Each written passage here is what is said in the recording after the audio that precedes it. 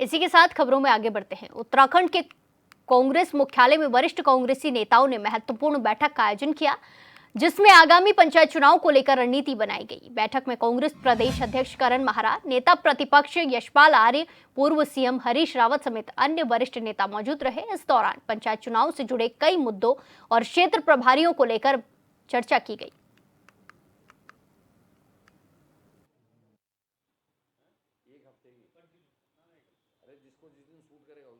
देखिए, एक तो तैयारियों को लेकर था, कहाँ क्या हालात हैं उस पर भी चर्चा हुई, और जो आरक्षण इन्होंने किया उसकी घोर निंदा सभी लोगों ने की है, और हम 24 तारीख का इंतज़ार कर रहे हैं कि किस तरीके का निर्णय आता है। उसके अलावा 2 चरणों में जो इन्होंने चुनाव किया है, और इन 2 चरणों में चुनाव में भी अगर आप उसको गौर से देखें तो बिल्कुल ऐसा लगता है कि महाराष्ट्र के पैटर्न में जिस तरीके से इन्होंने किया उसको करने की तैयारी है। कुछ लोगों की पहले ही ड्यूटीज़ लग चुकी हैं, क्योंकि एक बड़ा फासला रखा गया है प्रपत्र देने का, उसके बाद नॉमिनेशन चेक होने का, तो 2 तारीख तक सब कुछ हो जाएगा, लेकिन वोटिंग जो है 10 और 15 तारीख को है। और ये जो गैप किया गया कि केवल 12 ज़िलों में एक साथ चुनाव नहीं कराना, ये अपने आप में साबित करता है कि कोई बहुत बड़ी तैयारी बीजेपी कर रही है। पंचायती राज एक्ट में भी जिस तरीके से आरक्षण की व्यवस्था थी रोस्टर की,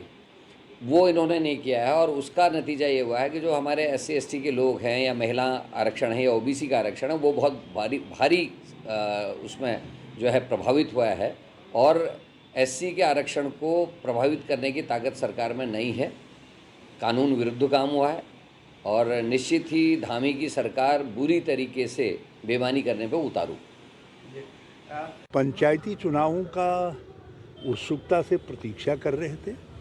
मगर जिस प्रकार से इन्होंने आरक्षण के रोस्टर को गड़बड़ाया है, उसको शून्य घोषित करके नए सिरे से बनाने की बात कही है, उससे कई क्षेत्र इस जो रोस्टर का लाभ है उससे वंचित रह जाएंगे, और SC ST के हितों पर भी चोट है, ये दूसरे वर्गों के हितों पर भी चोट है। और ये क्यों किया गया है ये समझ में बिल्कुल साफ तौर पर आता है, क्योंकि जो इस समय रोस्टर था उस रोस्टर के अनुसार जो है भाजपा के कई जिलों के अंदर संभावित उम्मीदवारों को नुकसान पहुंच रहा था, और उनको बचाने के लिए ये सारा रोस्टर गड़बड़ाया गया है। कांग्रेस इसकी निंदा करती है। देखिए, जो पंचायत राज की संवैधानिक अवधारणा है उसको पूर्णतः समाप्त कर दिया गया है, नष्ट कर दिया गया है। पंचायत राज अधिनियम को खत्म कर दिया गया है। आरक्षण पंचायत अधिनियम में जो आरक्षण की व्यवस्था है उसको समाप्त कर दिया गया है, और कई पंचायतों से जुड़े हुए प्रतिनिधि माननीय उच्च न्यायालय में इन विसंगतियों को लेकर याचिका दायर करते हैं, और सुनवाई होती है, और उत्तराखंड सरकार के महाधिवक्ता